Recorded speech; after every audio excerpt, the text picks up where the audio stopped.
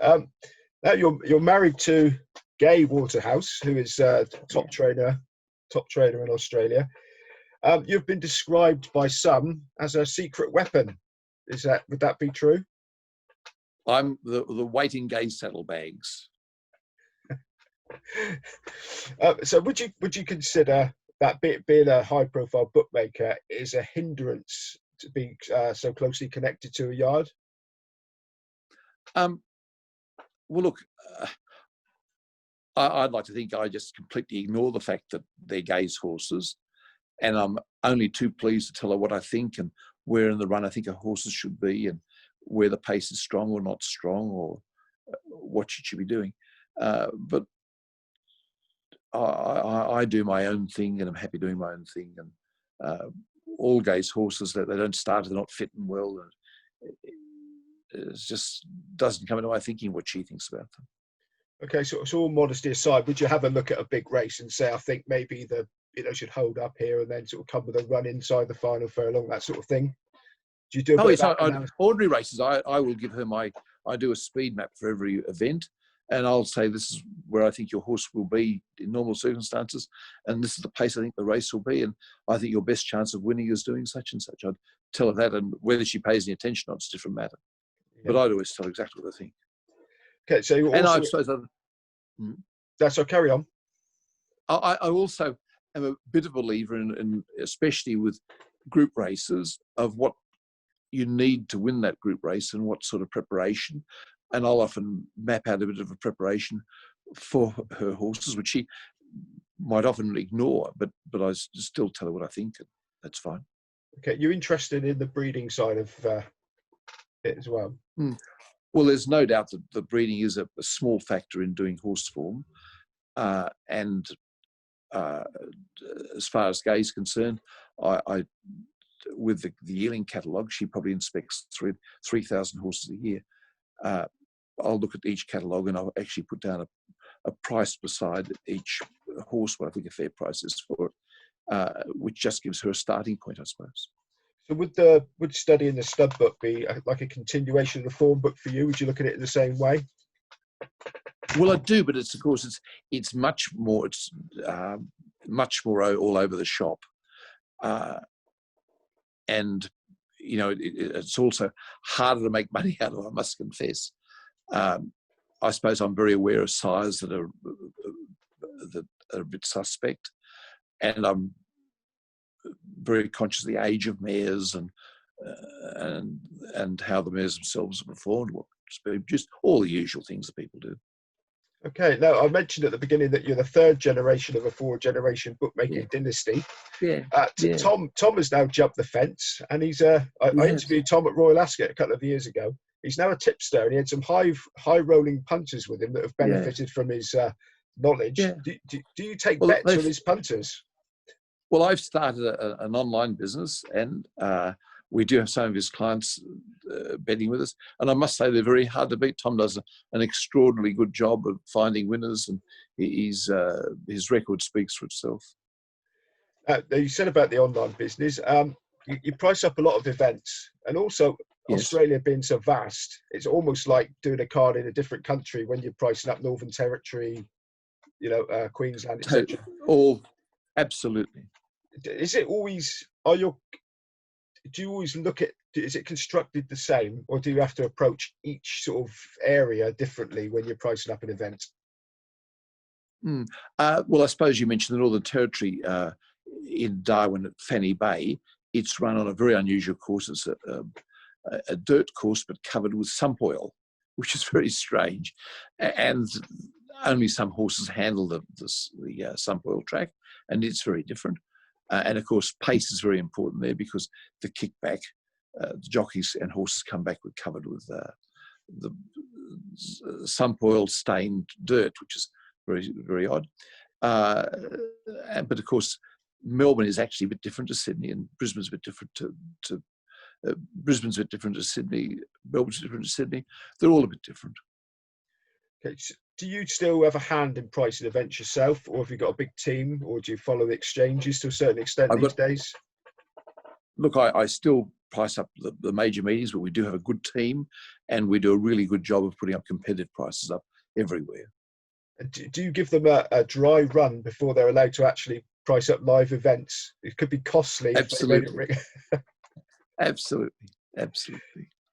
Now, you mentioned that you've set up online now as well as taking bets on course. How does taking bets online and taking bets on course differ as far as decisions made as a business goes?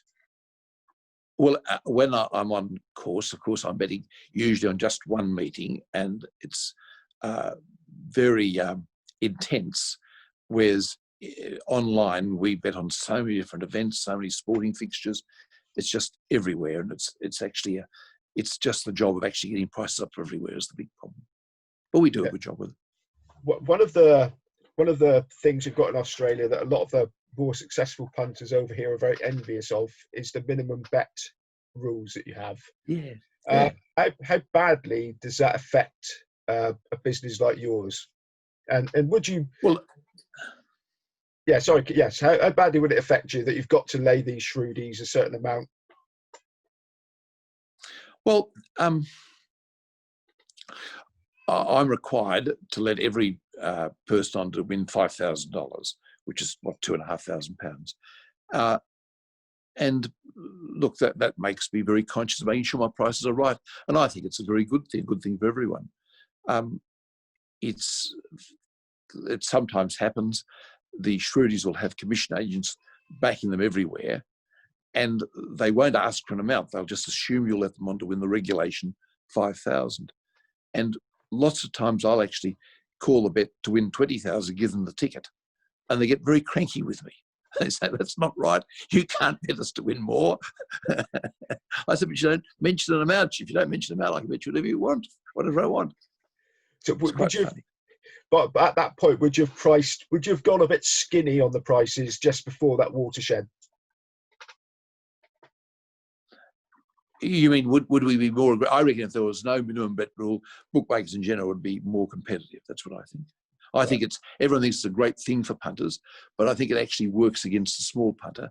It obviously helps the bigger punter. Yeah. Okay. So you still bet on course. One of my previous interviewees, a professional punter's mate, apparently bets next to you at Darwin. How is the on-course game now in Australia? But look, it's still okay. It's still possible to earn a living and pay the expenses and what else. So it's still okay. It's declined in the UK mainly because of the betting exchanges. Would that have been the same thing in Australia? I think that's right. The sad thing is that we've had lots of keen punters that have abandoned the on-course to bet on the exchange, and they lose their money very quickly on the exchange. It seems to be a very good money-mincing machine. Is there anything that the on-course bookies can do to try and reverse things to get it to make things back to where they were? Well, in our case, I'm not so sure anymore, but in our case, every race we bet to losing figures, and we've got at any one time, you're probably the punter's only facing 103 or 104%. And I wish that was a bit more advertised and they're able to show punters it was a great opportunity. Okay, is there, last couple of questions now. Would you like to be 18 and starting out again, but now in the current environment as a bookmaker? I'd love to start out when I was 18, knowing what I know now. No, I wouldn't like to start, and I may well discourage a son from becoming a bookmaker now because I think it is so hard and tough. I think there are easier ways of earning a living than being a bookmaker. Okay, so finally, you've had a long and successful career with a few ups and downs. What would you change about it if you could go back and change any point in time? I don't think I'd change it. I think I've had a wonderful career and I've done well. I'm lucky enough to have always had a bit of money in my pocket. This is the first time my wife and I haven't been to England for over 40 years during the summer, and we've really lived the dream, I suppose. So I think I'm very grateful for my life. I wouldn't change anything, I think. Okay, just fine. You mentioned that. What is the fascination? Why do you love Royal Ascot so much? Well, I've had more to stand there. I'm looking forward to working the next year. And we don't always go to Royal Ascot. We often go to Newmarket or Goodwood. but Royal Ascot's a great mare. They're the best horses race there, and they all come to Australia as stallions. You know, yes, I really enjoyed it. It's a great time of year.